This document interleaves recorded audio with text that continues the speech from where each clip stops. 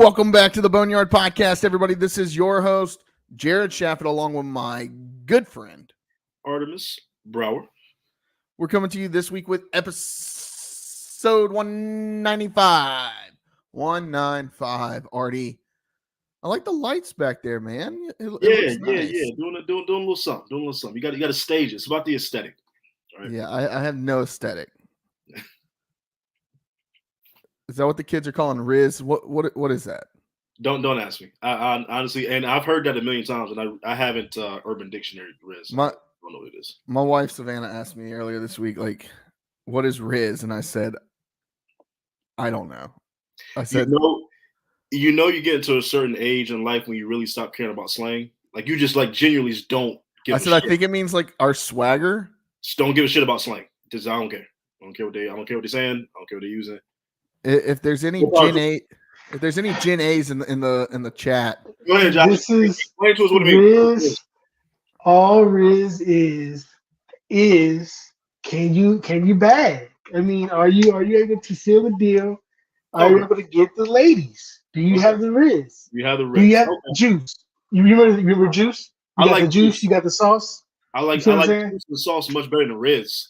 It's saucy. Riz. It's Riz.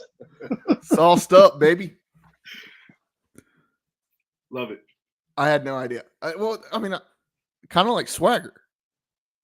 So I wasn't off base saying it's kind of like swagger. No, you're very off. How is that? I don't know. We're getting old, Artie.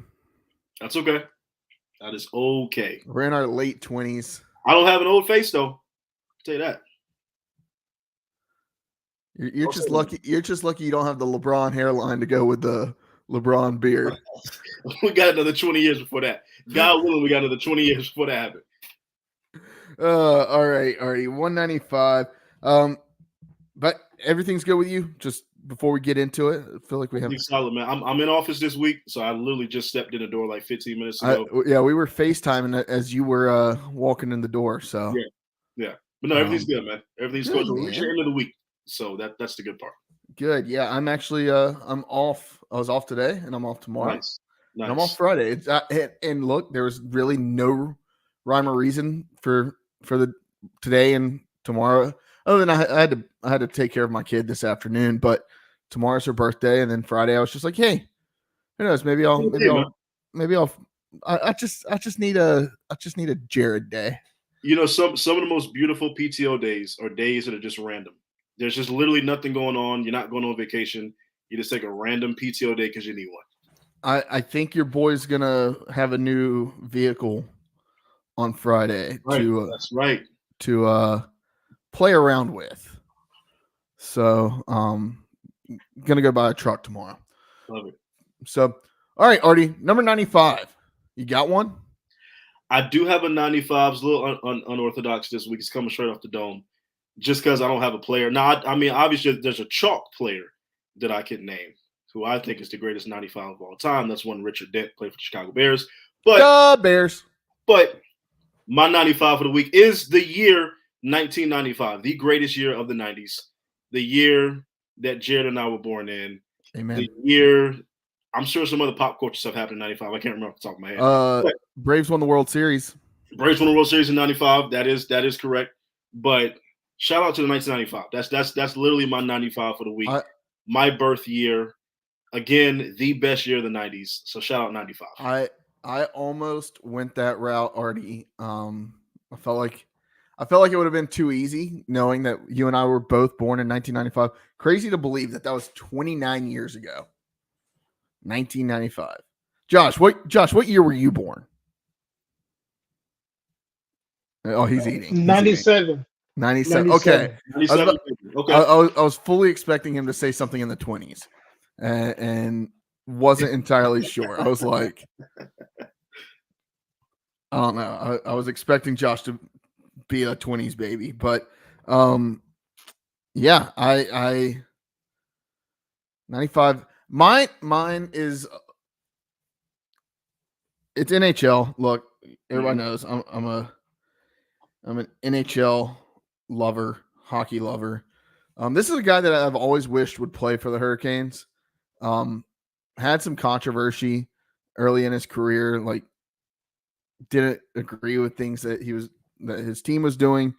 Back when he was with Colorado, threatened to sit out, kind of like in contract talks, thought about, not playing. I think he actually didn't play. And then he played, came back, didn't do so well, got benched, got sat anyways.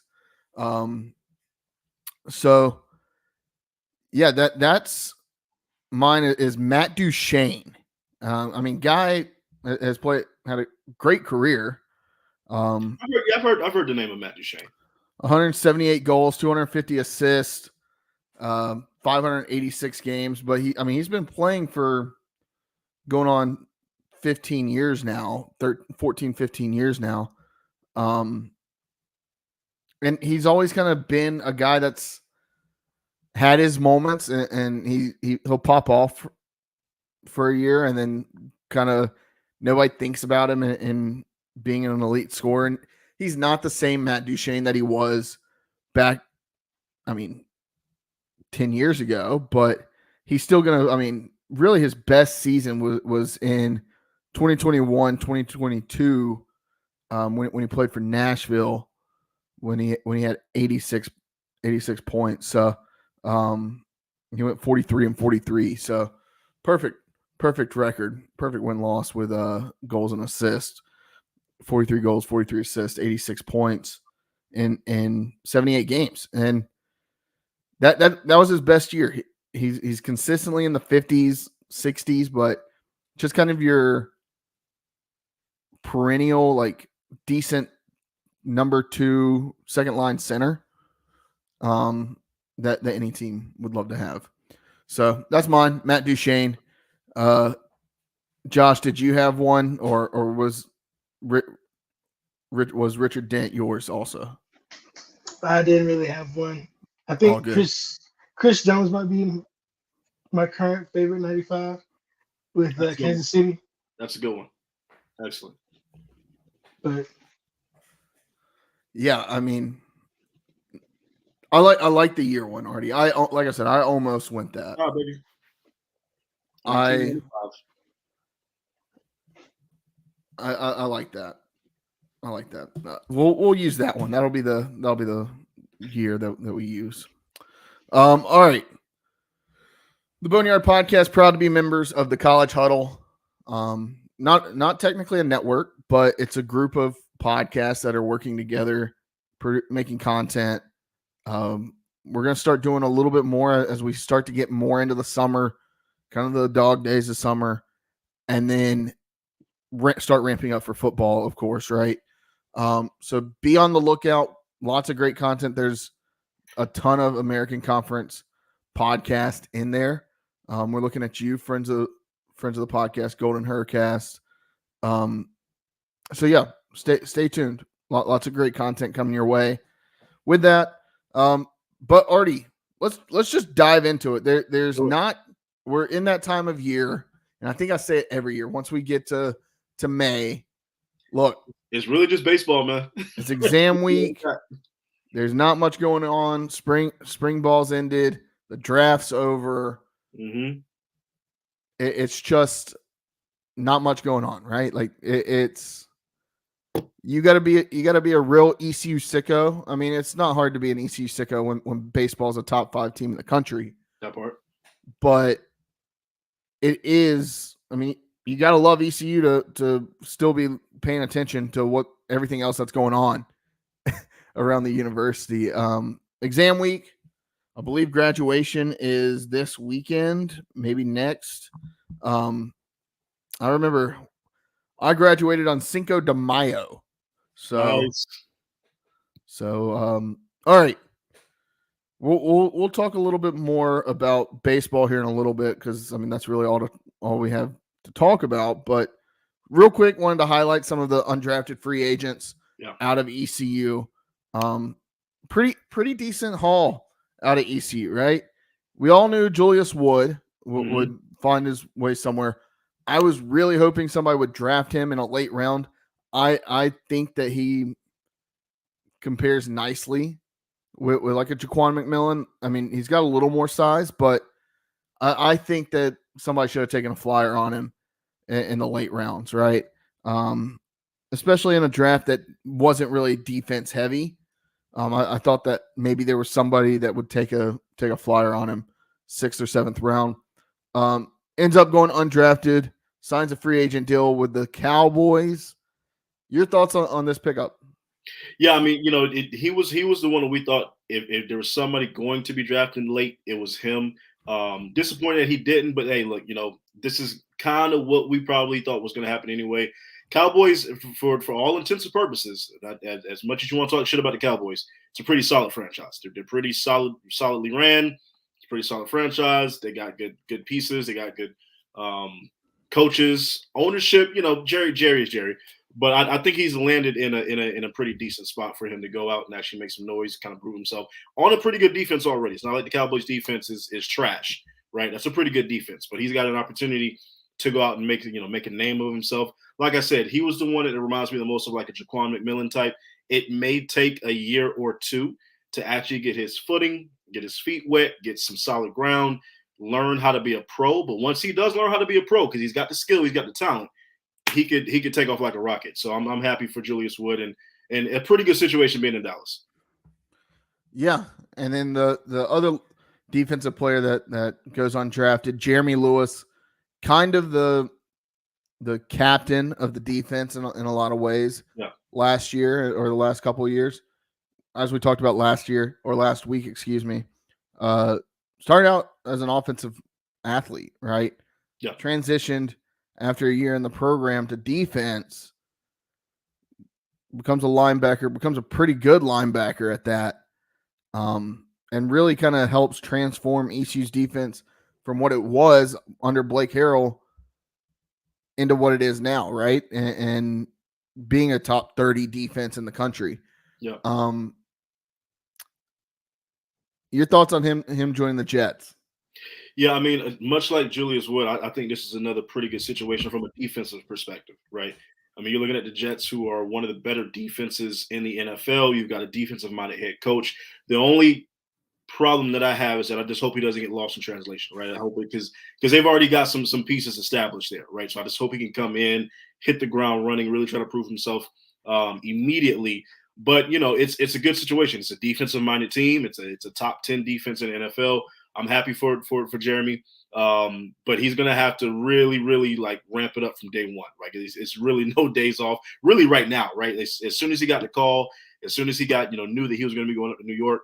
Now it's like, okay, I'm going up there with some real heavy hitters, some guys that can really, really play on that side of the ball. So just hopefully wishing him the best of luck. But I'm happy that he's landed in that situation because it's not a bad situation to be in either.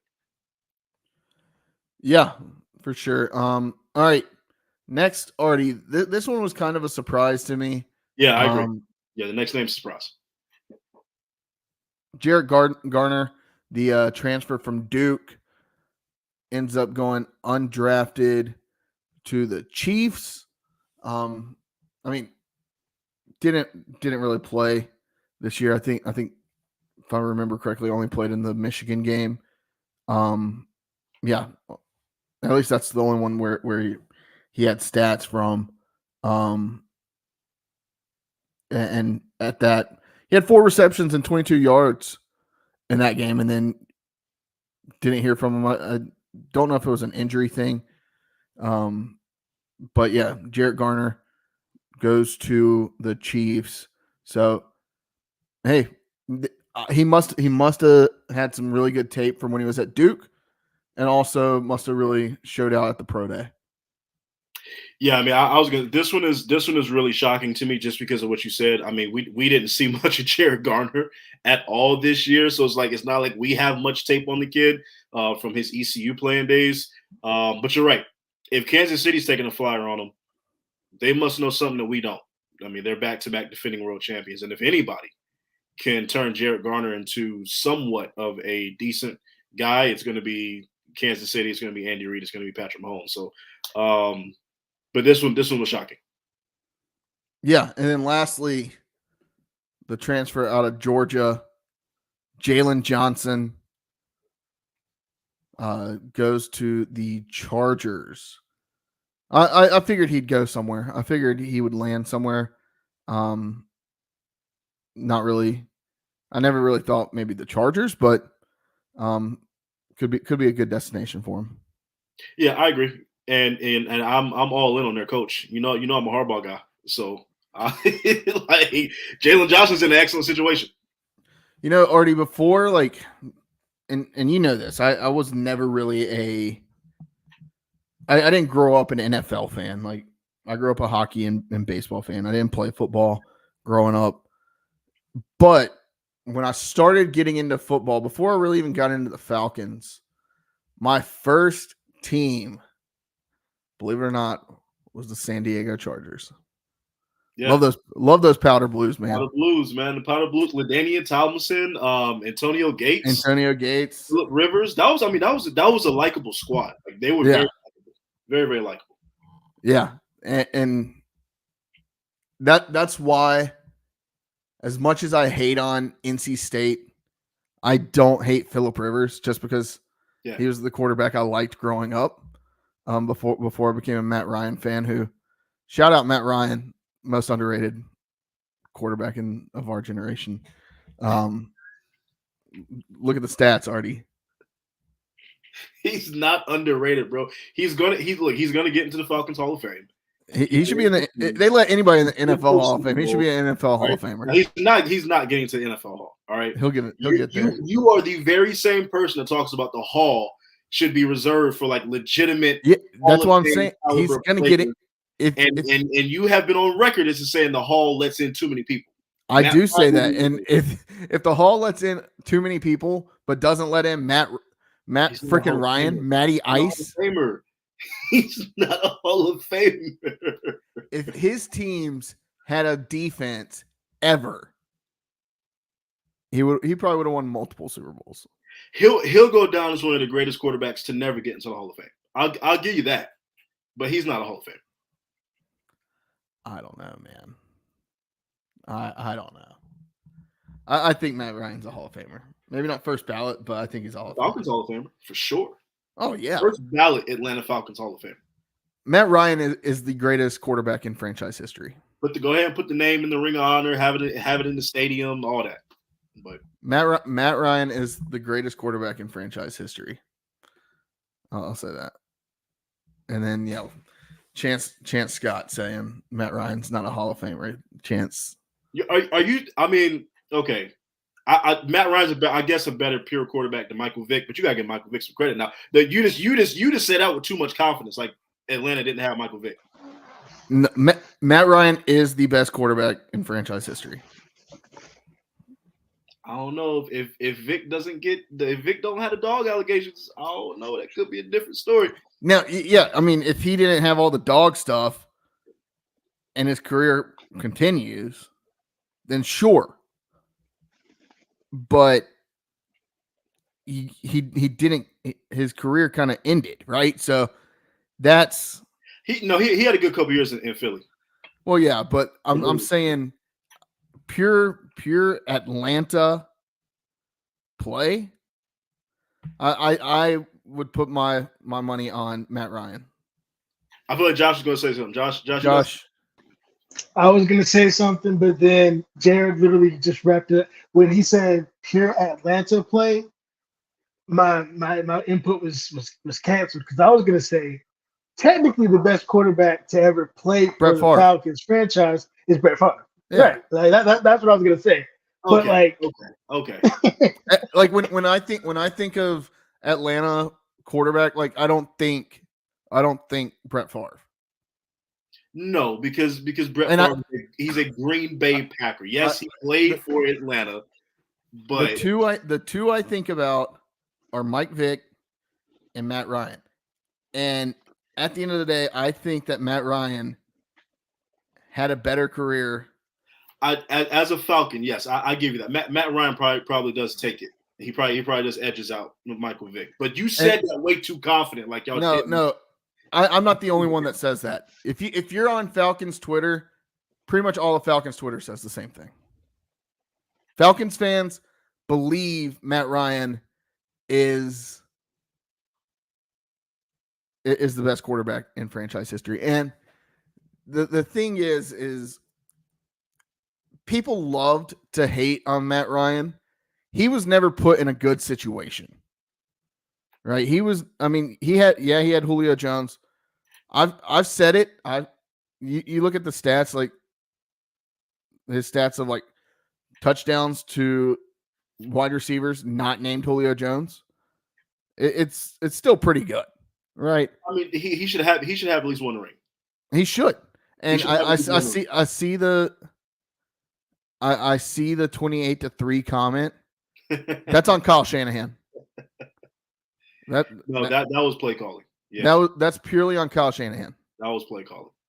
Yes. Like that's not on Matt Ryan.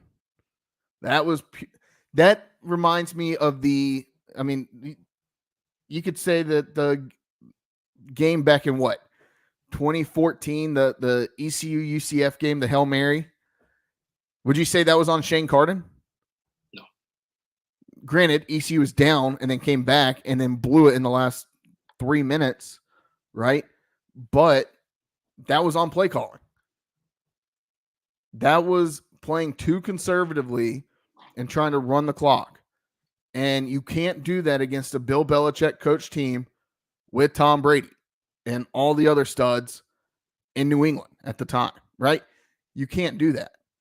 You've got to go balls to the wall the entire game. And Dan Quinn and Kyle Shanahan got way too. I thought it was the opposite. I thought that they were trying to, keep throwing the ball, and they weren't giving it off to their, because who do you guys have a running back at that time? It was a pretty good. That was Devontae Freeman. Yeah, and at that time, Devontae Freeman was like top 5 in MVP voting, and he was killing the league. But that was the thing, run the clock, but you were throwing the ball, but it wasn't it wasn't good clock management, right? Like we talk about game management, that wasn't good game management, and that was coming from the play calls. They give Julio that catch on the sideline, though. That would have been game over, though. So, look, you can tell all the 28-3 jokes you want. I don't care. I'm over it. I have one of my best friends. He was on the podcast, a couple weeks ago? You never get over that, bro. Brandon Avery? You never get over that. He reminds me of... That's like losing somebody very close to you. On March 28th, every year, he says, Happy 328 day to everyone who celebrates. Text that to me every year. I'm telling you right now, 30 years from now, you're still going to be like, damn, the Falcons could have had one. Falcons could have had one. You're not going to forget that, bro. You don't get over that. Yeah. I mean, it'll be all right. It'll be all right. We'll get ours. We'll get ours. All right. Move along. We've had enough Falcons talk. This isn't a Falcons podcast. Which there is one. If you're looking for a Falcons podcast, there's a great one on Variety Sports Network. Go check them out. All right, moving along. ECU baseball. Yes. Boys killing it. Damn, they're killing it. Currently ranked number 5. Artie, they have 8 losses on the season by a combined 10 runs. Yeah. Yeah, I mean, this is like, you don't want to jump the gun, but like now you start to like talk about the conversation, like how historic can this team be? Like in the realms of like great historic ECU baseball teams, what kind of run can this team actually go on? And I get what people say, like the media, the national writers, right? Like, oh, ECU plays in the American Athletic Conference. It's a very weak conference in baseball. You look at this team, they go out and handle business every single weekend. Well, look at our top 25 record. Look at our record. Yeah. Look at our non-conference strength of schedule. Look at our non-conference strength of schedule and look at how we've performed against it. And we still got games against Duke and Campbell left to play. I mean, come on.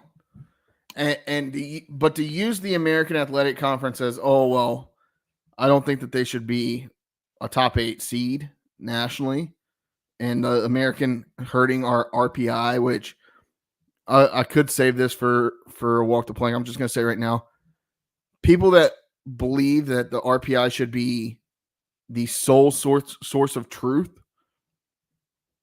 in college athletics is absolutely insane, because you should not be penalized for winning a game ever. You can only play who's on your schedule. And the part of the schedule that ECU controls, they make it so tough because they know the American Athletic Conference isn't a tough schedule. So but conference strength in baseball is not like conference strength in football or basketball. But they Coastal won a natty a few years ago playing in what the whatever conference there was. I mean, the conference strength in baseball is not what it is in other sports. I don't. Yeah, but you're starting to have the ACC and SEC bias seep into college baseball. You're starting to see, I mean, we've seen it over the last 2 or 3 years where the P5 bias is seeping into college baseball. Look, the SEC, in my opinion, is the best conference. I mean, right. I don't think that's a crazy take. They're about the best conference in baseball. But that doesn't mean it's a foregone conclusion that one of them has to win a national championship. Right.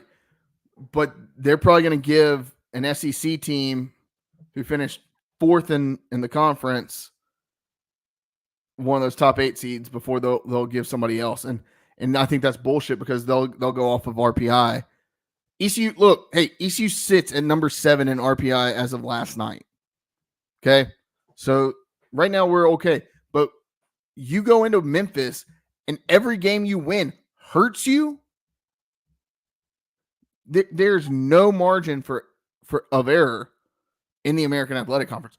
ECU has to go in and do their damn job every single week, because if they don't, the loss is harder on ECU than a loss in the ACC or in the SEC. So yeah. ECU has to go in and they have to be perfect each and every week. There is no margin for error in this ECU schedule. They have to play their non-conference schedule, which, if I'm remembering correctly, non-conference strength of schedule is, I believe, number 1 in the country. If not it's top 5, right? And they have, I believe, a top 40, top 50 strength of schedule overall. With all that being said, you should not get hurt for losing a game.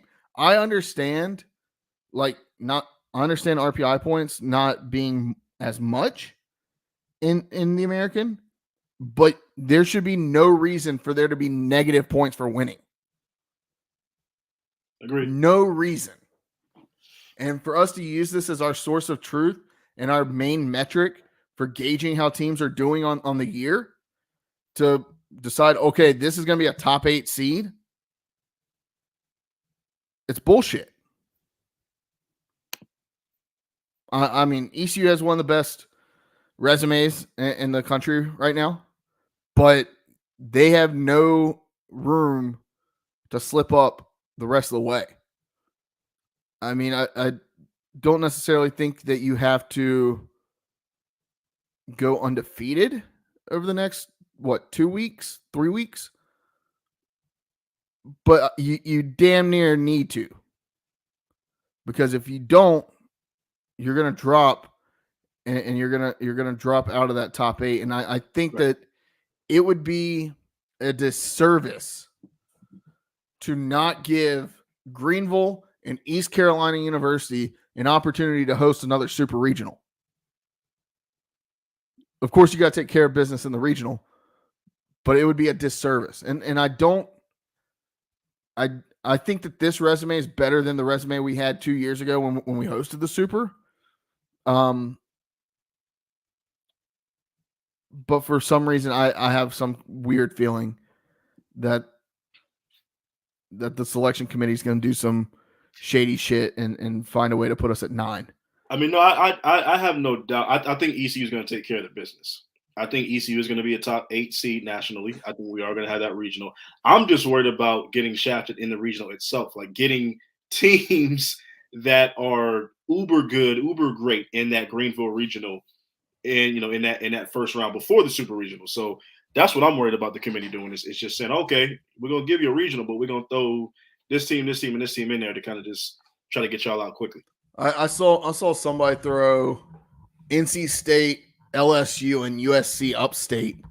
Any four of those teams could go to Omaha. Maybe not USC Upstate, but they're still not a bad team. Look at the quality of programs just between North Carolina and South Carolina. It's ridiculous this year, to be completely honest with you. But you could probably pull four teams from those two states and put them in Omaha, and nobody would bat an eye. Right.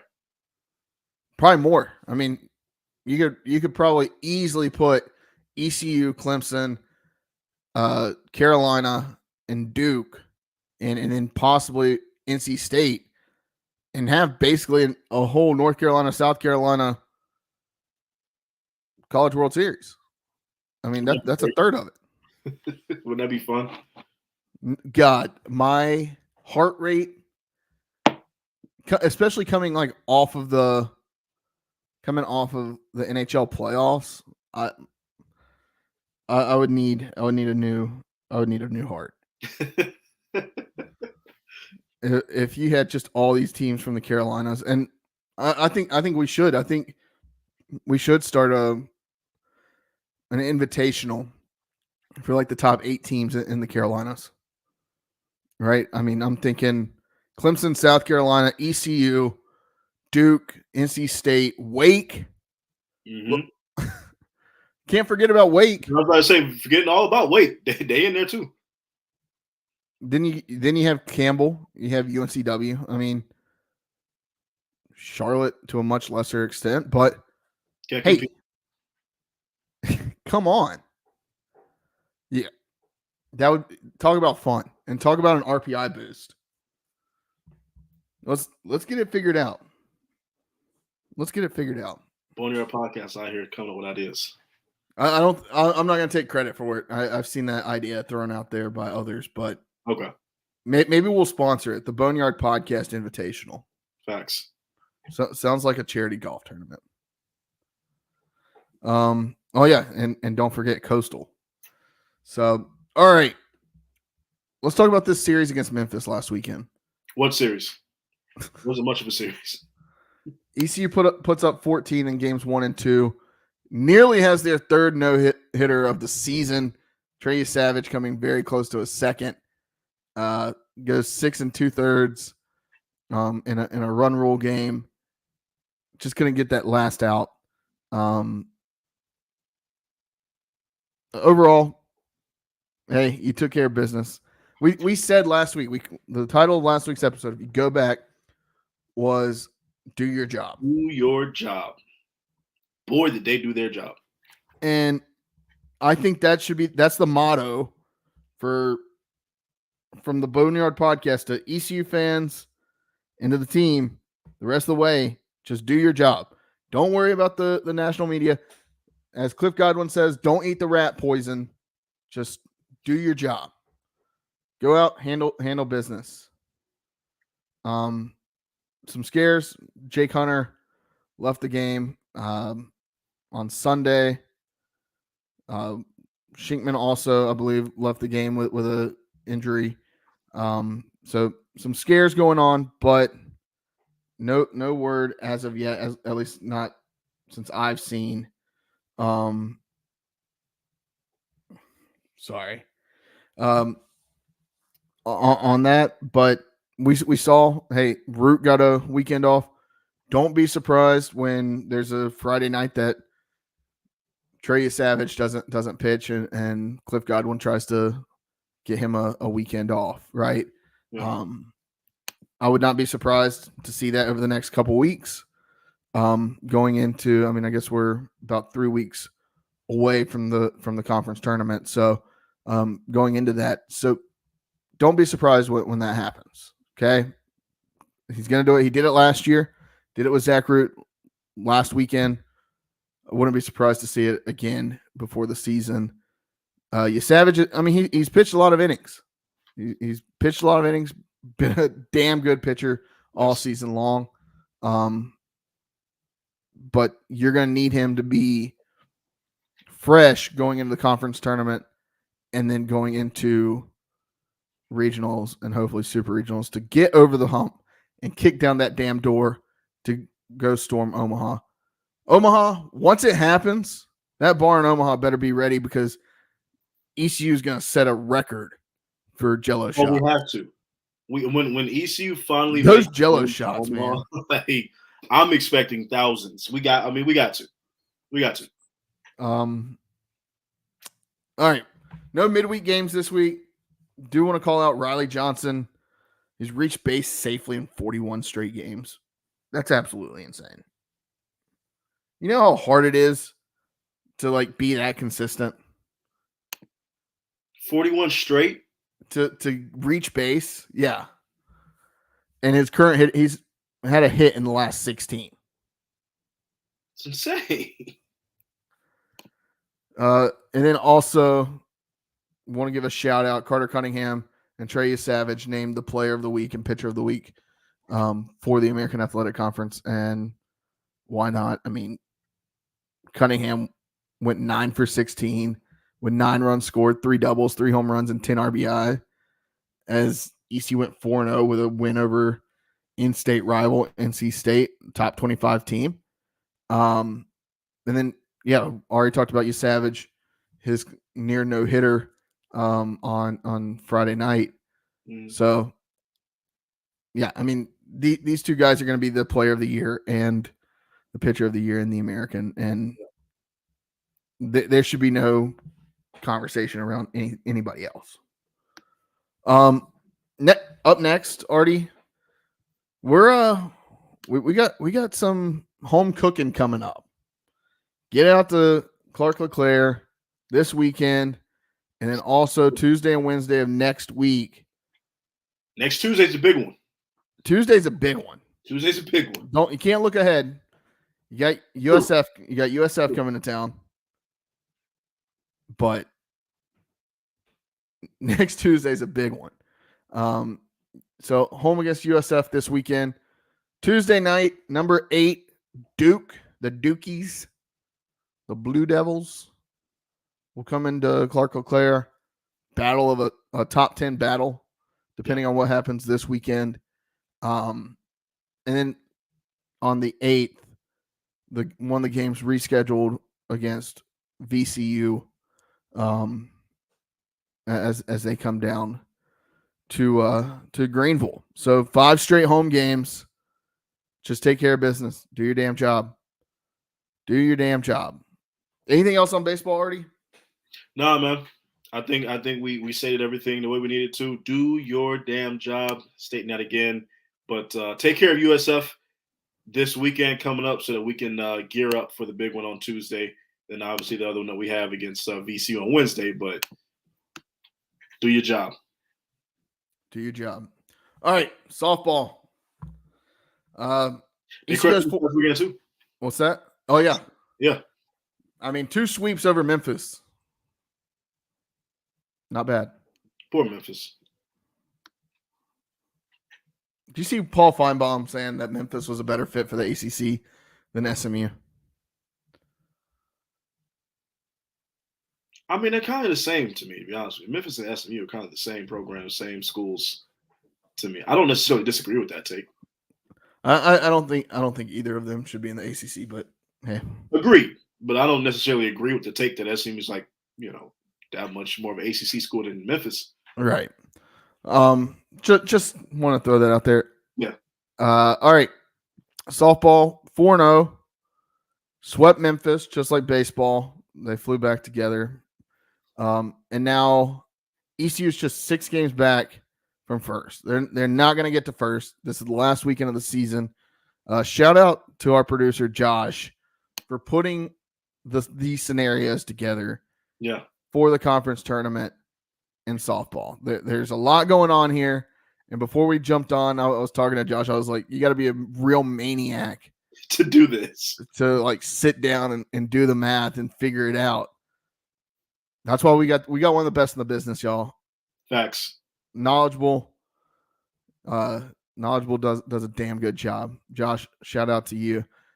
Here's what can happen this weekend to get ready for the conference tournament next week. If number 1 Florida Atlantic sweeps number 4 Tulsa in Boca Raton, they're sealed up as the number 1. Okay, signed, sealed, delivered. Charlotte hosts North Texas in a series this weekend to determine their fate. Charlotte can either be 2 or 3 next week. I guess there is a crazy scenario where I guess they could possibly be number 1. Josh, maybe you could figure that out. I'm not going to sit there and do that, all that.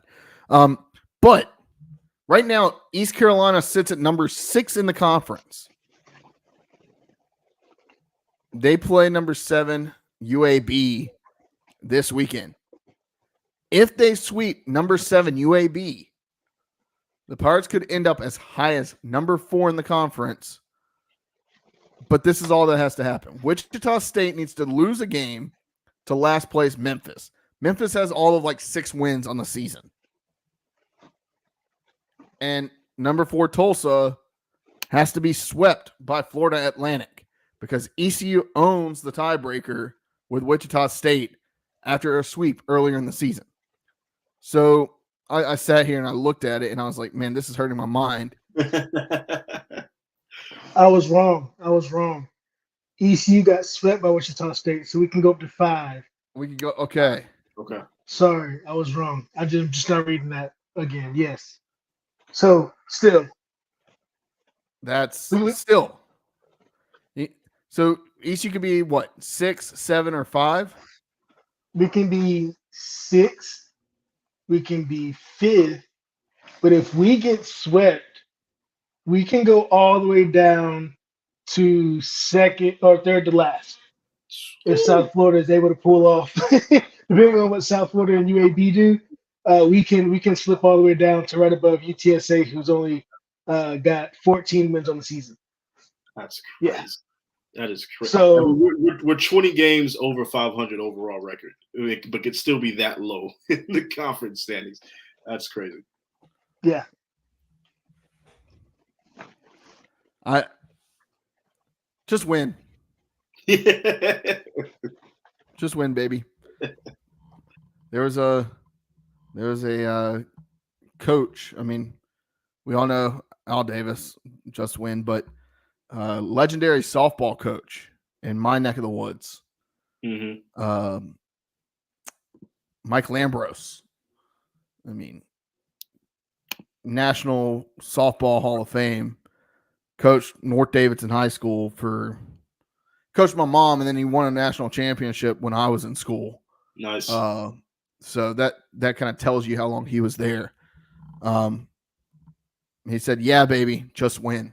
So just win. Once again, maybe this episode is just called "Do Your Job" Part 2.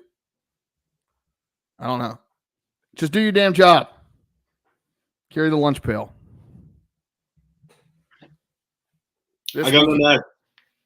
This weekend, ECU hosts UAB. So yeah, get out to the athletic facilities and get in there. Support this softball team. They've had a very good season overall. I know the conference record has not been probably what it should be, but they've had an excellent season overall. Support this team. For sure. All right, Artie. You ever walk the plank? Oh, I've had a good run of walk the planks, but I don't think I got one this week. I'm not upset with anybody, to be honest with you.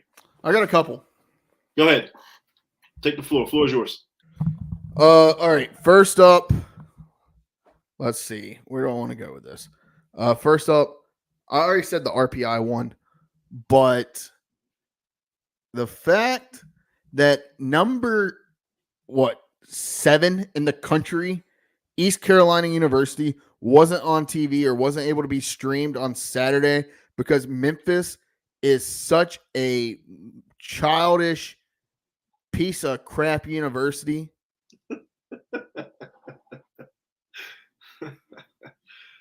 Maybe you shouldn't have given all that money to Penny Hardaway. All right. I mean, but you didn't miss much, Jared. I mean, hey, I still want to be able to. I still want to be able to watch ECU baseball. Hey, shout out to what was it? Other End of the Bench. I think that's the podcast.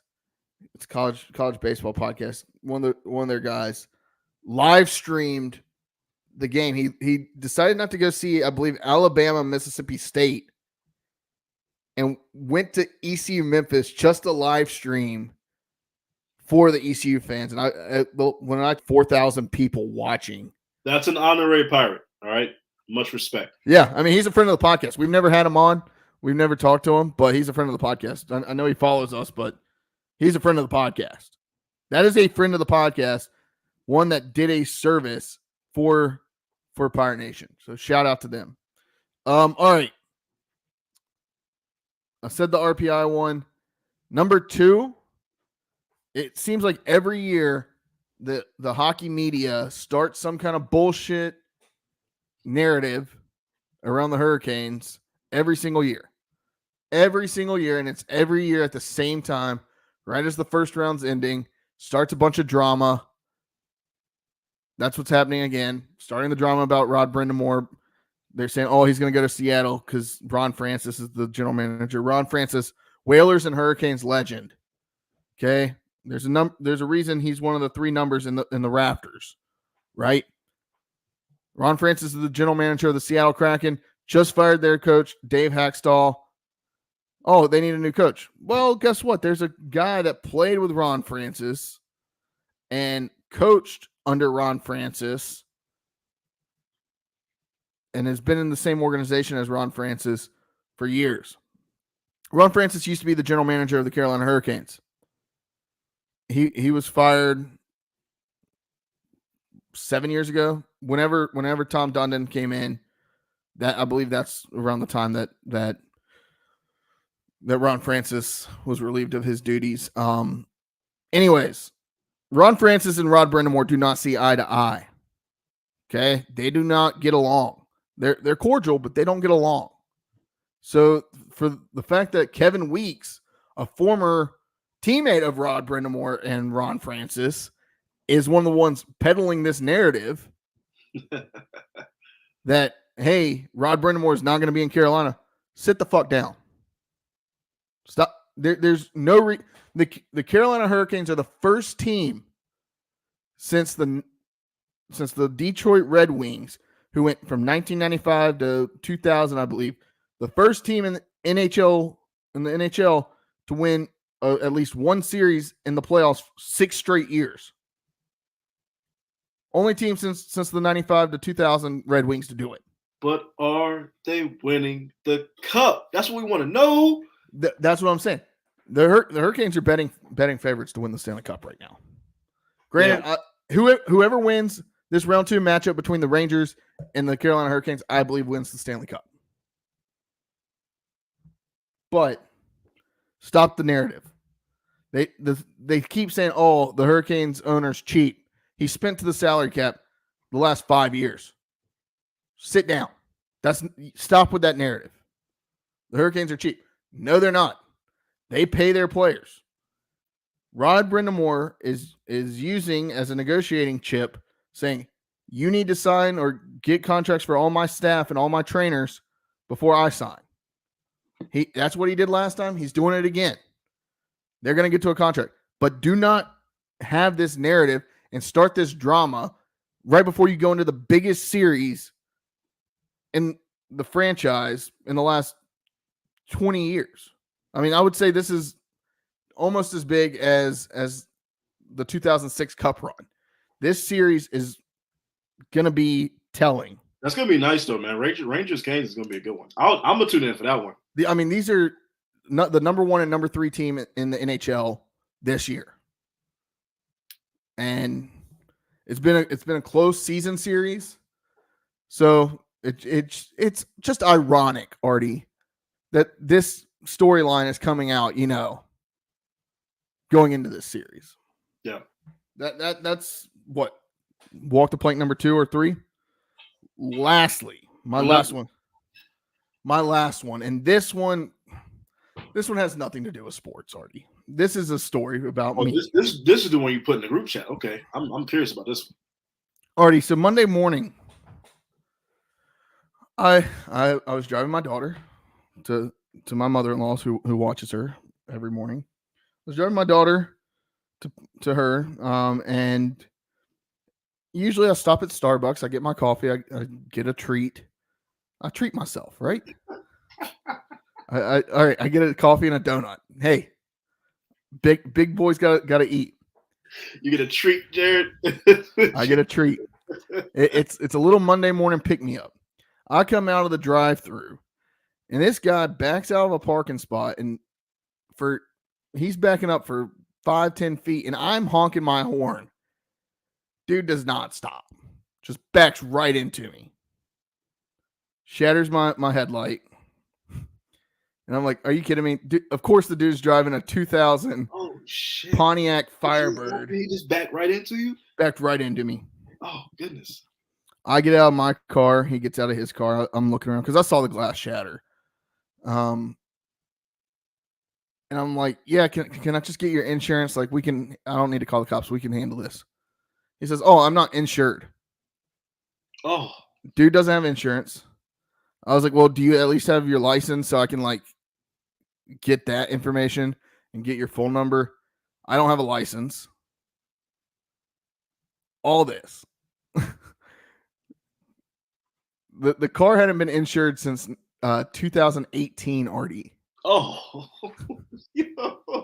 He asked me not to call the cops. I was like, man, I got to. Like, if I need to follow someone. I can't. I'm sorry, bro, but you shouldn't be out here anyway. Like, what did you do? He told me he couldn't turn his head past here, and I was like, man, that's not my problem. My problem is my car.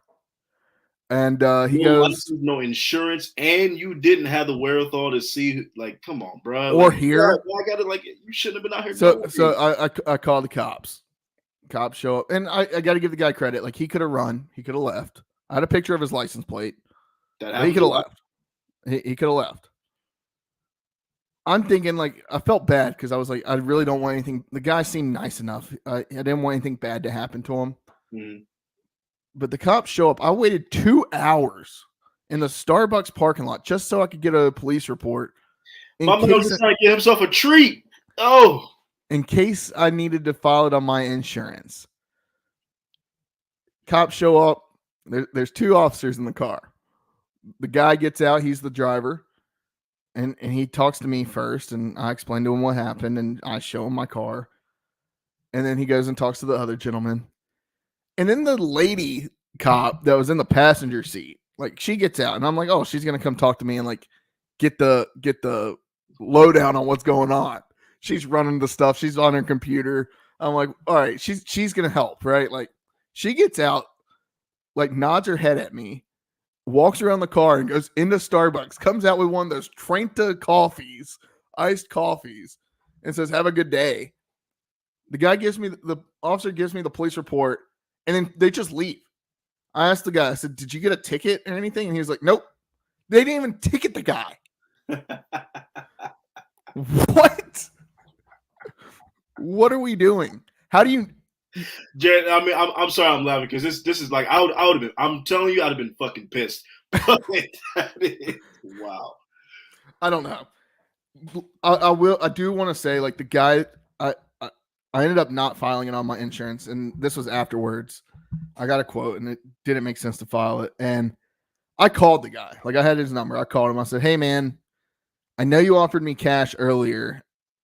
I was just about to say, at that point, just be like, just throw me some bills. Like, I said, can you help me cover this? And he said, yeah, meet me at the same Starbucks tomorrow morning.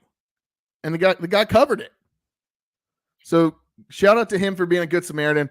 But how do you not have a license or insurance and not get a ticket after you hit somebody? That's wild. I don't understand. You lucky you dealt with a good one, though. Honestly, I did. Because most people that don't have a license or insurance. I told him, I said, he and I talked. It was good. But the fact that he didn't get a ticket, was insane to me. Like, so you mean to tell me I could just be out here driving no insurance No license. Just casually riding dirty. I paid $45 today for a new license, Artie. Like, come on. It's hard out here. The hell with the license. Insurance. You know how much we pay in a month of insurance? Oh, I know. Mine's about to go up a lot. Get this new truck. We were talking about that at dinner. I haven't even factored that into the car payment. Well, I better start riding dirty. They're not giving out tickets. All right. That I had to get it off my chest. That was a good one though. I'm happy the story ended well though. I'm happy the dude was a good guy. The guy I felt bad. He came up to me, like I got in my car, I was about to leave. He knocked on my window before the cop's gone. He knocked on my window and I rolled it down and he was like, I just wanted to say I'm sorry. I didn't mean to, like, I hope everything's okay. Yeah. And so shout out to that guy.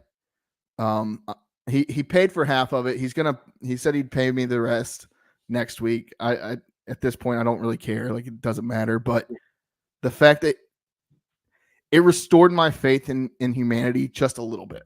There's still some decent, even when they make mistakes. My faith in humanity went up, and my faith in the government went down.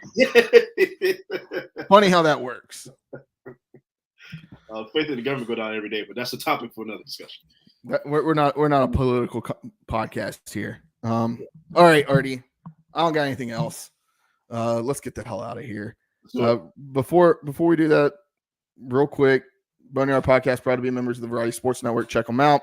Follow us on social media at Boneyard Podcast on Twitter, Instagram, Facebook, at The Boneyard Podcast on TikTok. While you're at it, subscribe to us on YouTube. I see a bunch of y'all watching on YouTube right now. If you're watching, hit that subscribe button right now. If not, you can walk the damn plank. And leave us a review. Wherever you listen to your podcast, whether that's Spotify, Apple, Google Podcast, Amazon, I think we're on there, iHeartRadio, whatever. Leave us a 5-star review. If you do, you're a friend of the Boneyard Podcast for life. If you don't, Artie, what can they do? Walk the damn plank. All right. That's it. Have a good week. Do your job. Do your job. As always, Pirate Nation, it's been a pleasure. Wash your hands, wash your butts. Deuce.